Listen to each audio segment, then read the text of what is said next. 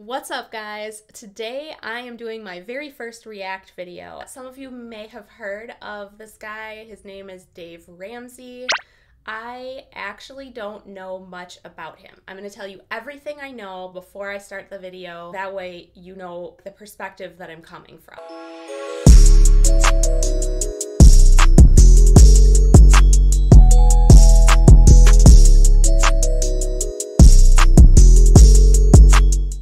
Now, before we get started, make sure that you guys are all subscribed to my channel, hit the bell, comment, like the video, share it with your friends and family, check out my other videos if you have a chance, join my Facebook group, you guys. My normal videos are about credit card points and miles, and right now with the state of things in the world, I'm not doing a whole lot of talking about that. I'm doing like a series of financial literacy and like other helpful tips for managing your money kind of videos. So, here is what I know about Dave Ramsey. I know that he talks about financial literacy. I don't know if he like teaches or if he just kind of talks about it. I'm not really sure, but like I know that his name is associated with financial literacy and related topics. I know that he does not like credit cards. He does not like debt. He seems to appeal to people who have a lot of debt. What else do I know? I don't know if this is true, but this is what it seems like, is that like he's very popular in Christian church circles. Whenever I see stuff posted about him on Facebook, it's usually by friends or acquaintances who I know are very into their church. And I'm not saying there's anything wrong with that. I'm just trying to like let you know, like, here's what I know about Dave Ramsey before we get started on this. I've never listened to him before. This video popped up on my newsfeed on Facebook.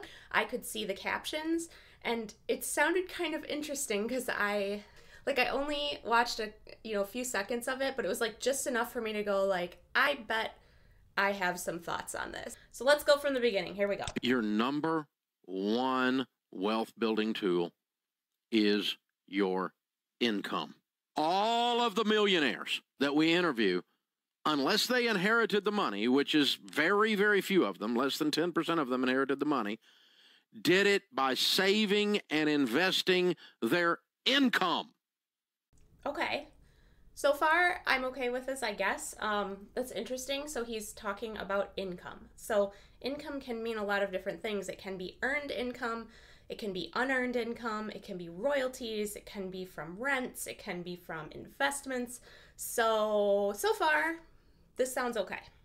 They did not give their income to Sally Mae. They did not give their income to Best Buy. It's a mathematical thing. When you give your income to someone else, you don't have it anymore. When you give your income to someone else, you don't have it anymore. I guess that's also true. And when you give your income away, you have given up your economic future. When you've given your income away, you've given up your economic future. This is weird. I guess I need to see where he's going with this because so far I'm like, yeah, but kind of okay. All for crap. And you know how you get rid of Sally Mae? You either pay her off in full or you die. That's the only way that woman goes away. Whoa. Okay. So Sally Mae. Who is Sally Mae? That's one of the big mortgage. Wait, what? I thought it was Fannie Mae. The heck is Sally Mae? Hold on. What is Sally Mae? SLM Corporation, known as Sally Mae, originally the Student Loan Marketing Association, is a publicly traded U.S. corporation that provides consumer banking. Its nature has changed dramatically since it was set up in 1973. At first, it was a government entity that serviced federal education loans. Okay, I guess he's talking about student loans, but he's saying that if you give... Let me back this up a little bit. Okay, hold on. You've given up your economic future.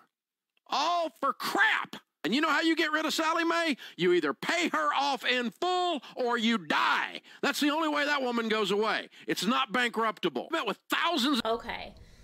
It's not bankruptable. So that is true. I guess what I know about student loans, you can't claim bankruptcy and include a student loan in that. All right. Thousands and thousands of millionaires. I've never met one that said, you know, Dave, I made my money with my airline miles. Oh, those Discover points broke me through financially. Hey, let's do the math, okay? You know how you get $1,000 back from Discover? You spend $100,000. Okay. I'm serious. I've never listened to this guy before in my life. But I have, like I said, I've heard that he hates credit cards. I've heard that he's really like anti basically everything that I talk about on my channel. Like he's anti credit card points and miles. How much do you have to give to Discover to get $1,000? And he said you have to give them $100,000. So that's the least valuable way to do it. Okay. I don't use Discover. Okay. So, but what he's saying is this is a 1% cashback earning credit card, which if you've watched any of my videos, you know that I am totally against 1%. I'm totally against cashback. Not totally against. That's not true. There are instances when it's okay. It's just that getting the cash back is usually the least valuable way to redeem your points or miles. He said that you are not going to get rich off your airline miles. So that's interesting because I partially agree. And what I agree with is like you're not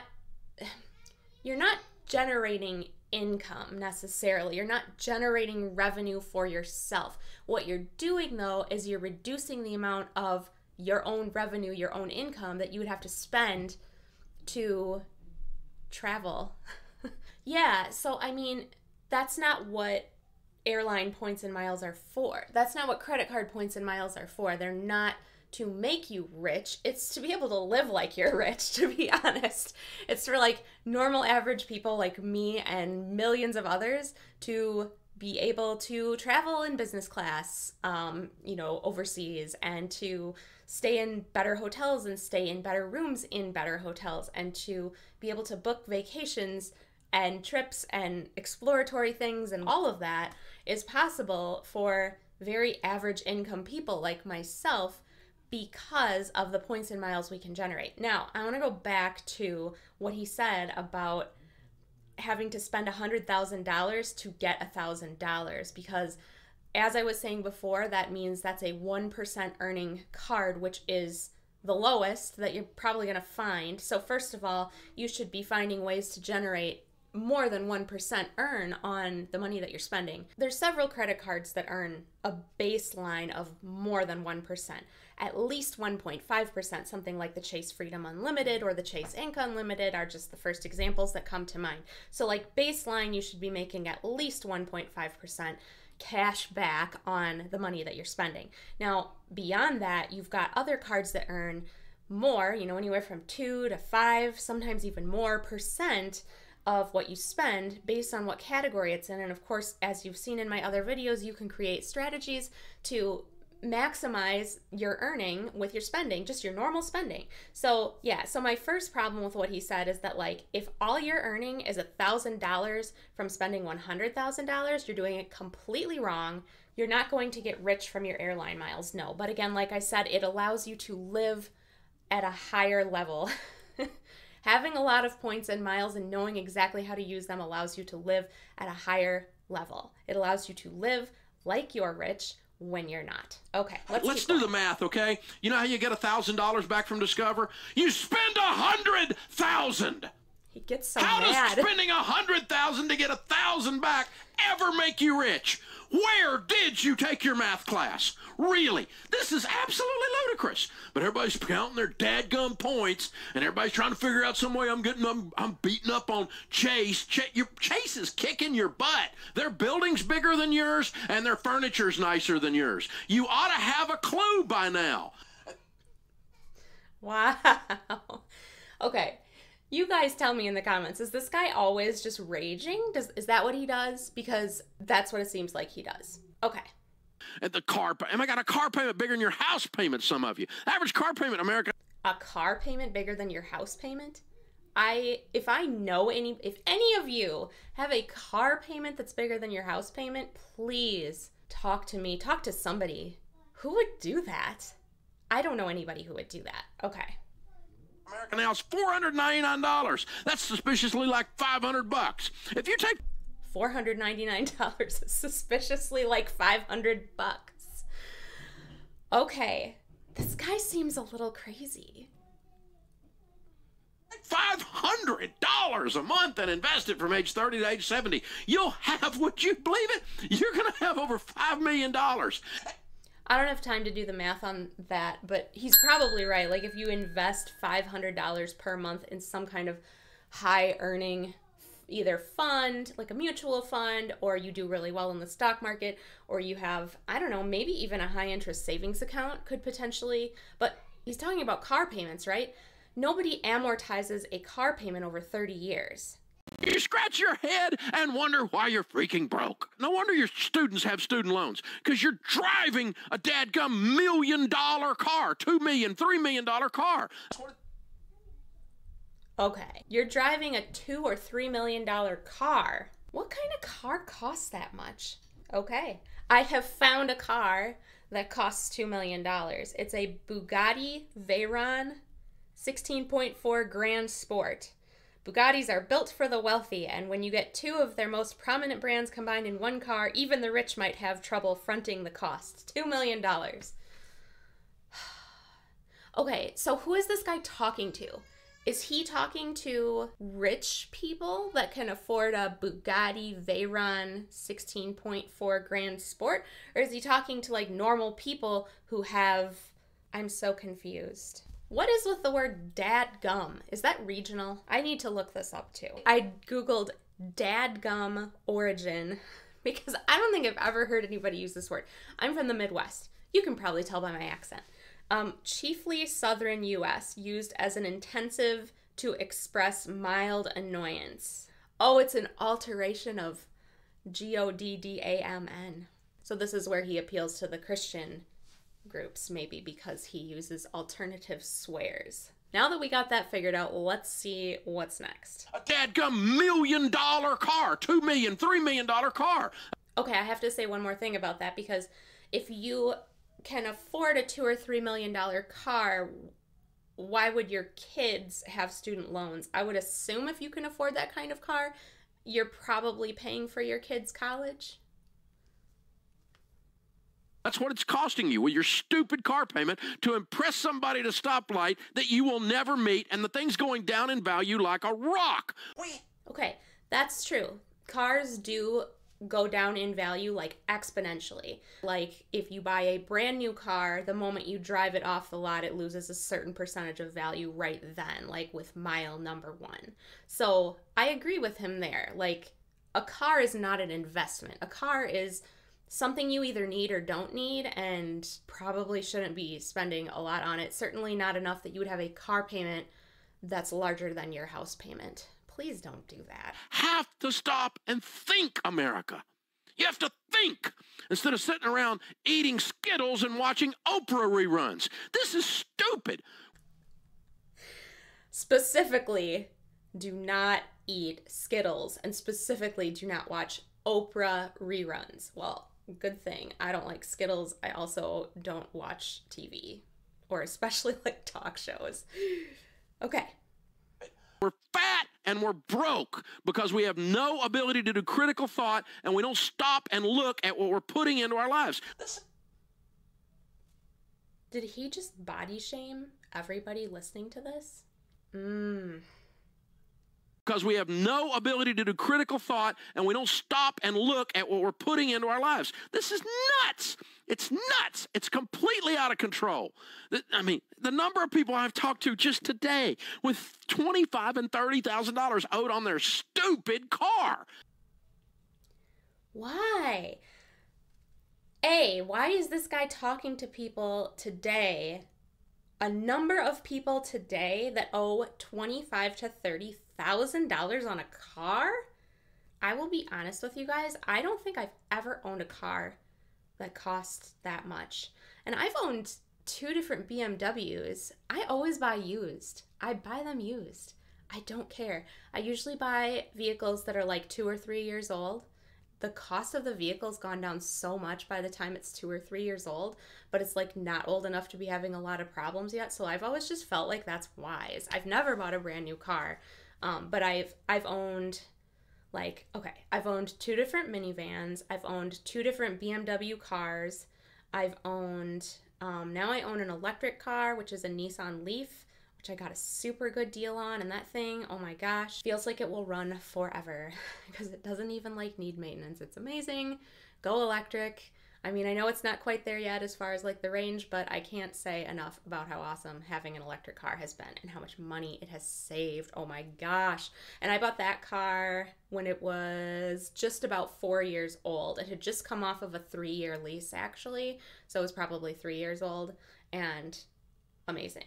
But yeah, I mean, yeah, and I have an SUV that I bought like when it was 3 years old, 2 or 3 years old. I don't know, but I've never paid $25,000 or $30,000 for a car, let alone 2 or 3 million, let alone getting a loan on a car and owing $25,000 or $30,000. I guess I'm just not that into like appearances. I don't know. I don't think a lot about like if I'm at a stoplight and like, what does somebody think of my car? Oh my gosh. I did notice when I drove my 2 different BMWs, I did notice getting a lot more looks while I was driving them. Like having blonde hair and driving a BMW, like, oh my gosh. You guys want to hear a funny story? I've never really told anybody this. So I was driving my BMW. At the time, I lived in the same small town that I grew up in, and I was at a stoplight, and I saw this guy that I knew a little bit from high school. I saw him walk by and look at me and kind of do a double take. This car happened to have my business name on the side of it, and so it was like really obvious that it was me, whatever. And I remember thinking in my head that the way that guy just looked at me, I know he's gonna try to get in touch with me. I just know it, and he's gonna hit on me. The next day, I got a message on Facebook from him.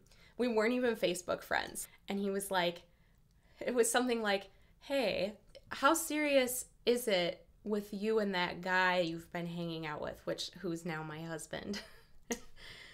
So yeah, I guess people do notice what kind of car you're driving. I never felt like a great source of pride coming from my vehicle. And I just feel like if I ever did, I feel like I would know that something had gone wrong inside of me. I don't know. Maybe I'm weird. Maybe it's just because I'm a woman. Cars used to be a hobby of mine before I had kids and stuff. So let's see what else Mr. Ramsey has to say. It's a car. What does it do? It takes you from here to there. Now, I don't mind you having a $25,000 car. All of my cars cost more than $25,000, but I freaking paid for them, and they're a very small percentage of my life. A very small percent. He's kind of braggy. And I don't like that. There's like an arrogance with that just feels icky to me. Like, you all shouldn't have $25,000 cars, but all of my cars are more than that, and I paid for them. Well, like, good for you, dude. I don't know. What is he charging money for his services? Is this how he makes a living? I don't know. At the end, we're gonna look up his credentials because I'm curious, but I want to get through the video first. So we're gonna keep going. Percentage of my income. Think. Seriously. So, credit cards, stupid. Student loans, stupid. Car payments, stupid on steroids. Borrowing money on your house to put granite countertops in. Somebody ought to smack you. Whoa.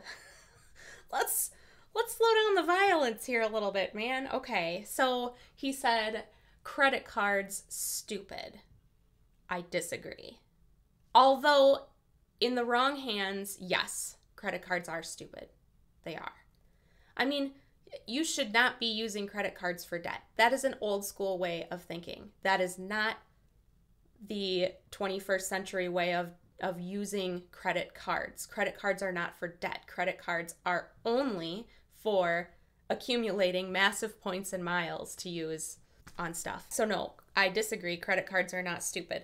Car payments, he said, stupid on steroids. Well, I kind of agree, I guess. I don't know. It's been a long time since I've financed a car.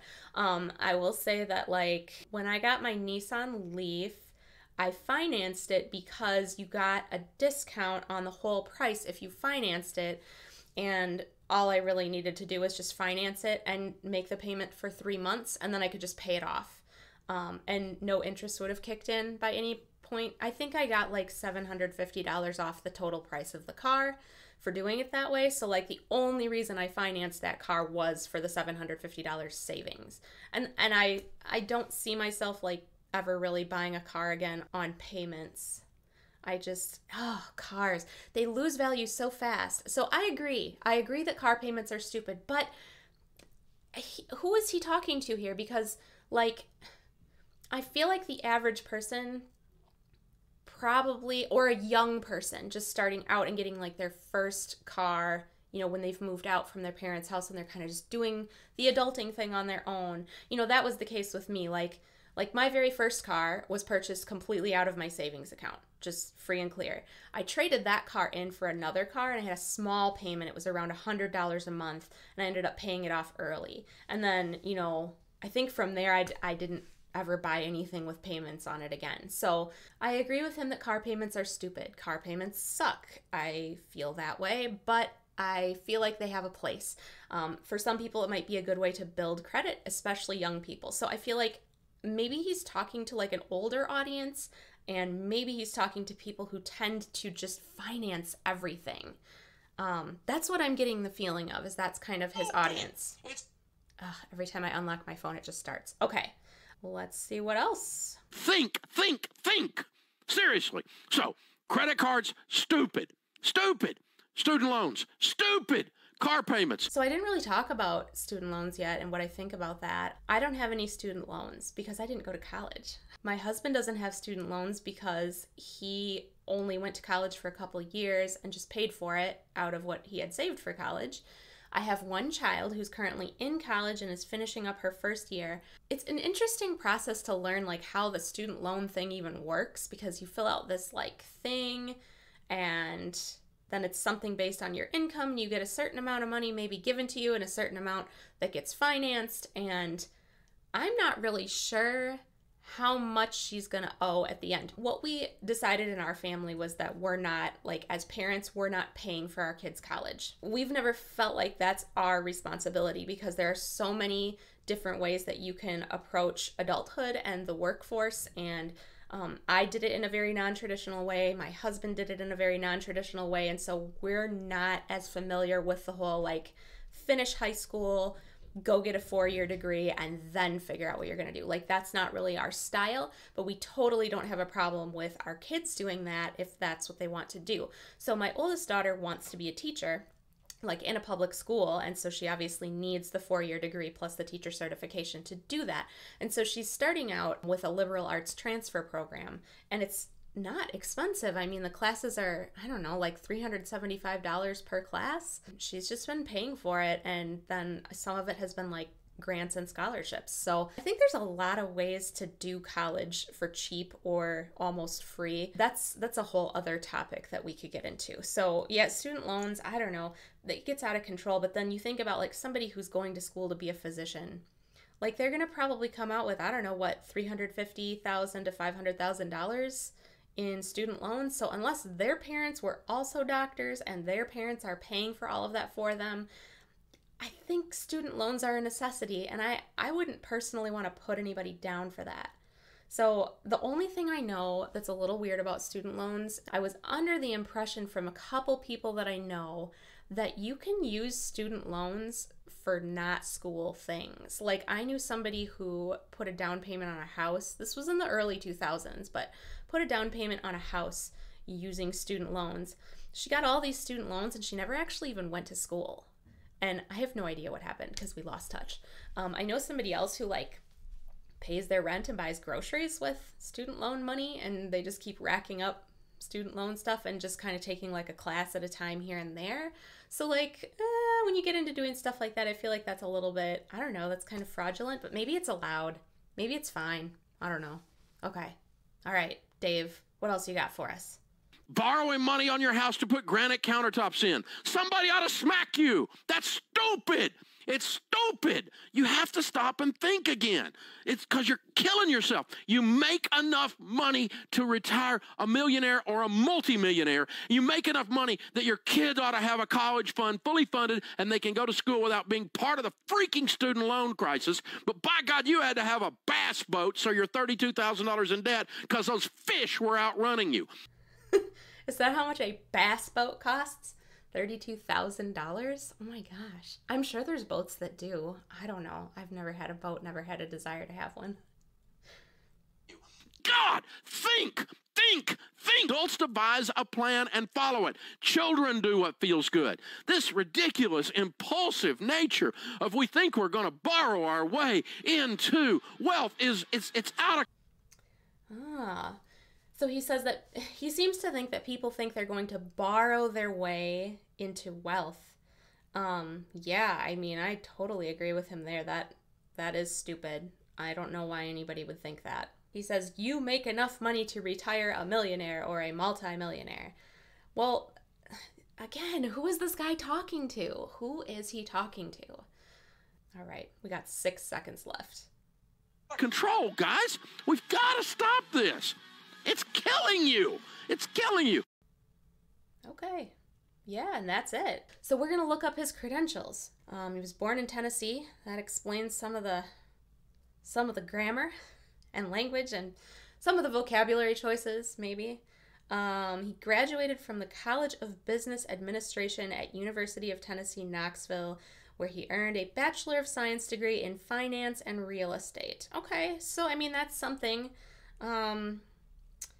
As a real estate investor doing business as Ramsey Investments Incorporated, he built a rental real estate portfolio worth more than $4 million by 1986. That's impressive. That's cool. The bank that was financing his real estate, he financed something, you guys. Oh my gosh. The bank that was financing his real estate was sold to a larger bank who demanded immediate repayment on loans. He was unable to pay and eventually filed bankruptcy in September 1988. After recovering financially, Ramsey began counseling couples at his local church. He attended workshops and seminars on consumer financial problems. Ramsey developed a set of lessons and materials based partially on his own experience and partially on works and teachings by Larry Burkett, Ron Blue, and Art Williams of the A.L. Williams Company, now Primerica. You guys, Primerica? Do you know what Primerica is? That is a really shady MLM, multi-level marketing company. I had a video, like a few videos ago, where I talked about MLMs as they related to travel scams. Primerica is so bad. They sell insurance, but it's, oh my gosh, you guys, look it up. I don't have time to talk about it, but the fact that some of his work is based on something that's as scammy as Primerica feels to me like that discredits him completely. In 1992, he wrote his first book, Financial Peace. Ramsey is a devout evangelical Christian. He has been married to his wife Sharon for 38 years. Awesome. They have 3 children and reside in Franklin, Tennessee. Okay, so yeah, interesting. So he has some credentials. He graduated from college, but then he made some big mistakes and filed bankruptcy, and maybe in some ways that gives him more credibility because it's like he's been there, done that. You should always look into the background of people when you're taking advice from them. Let me know what you think of my first React video. Since I didn't say it before, make sure that you guys subscribe and hit the bell to be notified of new videos, and make sure to like this video and leave stuff in the comments. If you have any experience with the teachings of Dave Ramsey or his courses or whatever, let me know. I mean, does he teach good financial principles? Based on this video, I'm a little iffy. I'd say I'm like 50-50 on whether this guy, it's not even that good. It's not even that good, you guys. I disagree with him more than I agree with him. So, and I feel like he's talking down to people, and I feel like he maybe needs a reminder of where he came from now that I've read and know where he came from. I don't know about this guy, you guys. The MLM stuff, getting into that's, I wouldn't take advice from him, but that's just me. So thank you guys for watching. I hope you enjoyed it. Make sure to subscribe, hit the like button, hit that bell so you get notified of new videos. Share this video. I will see you next time.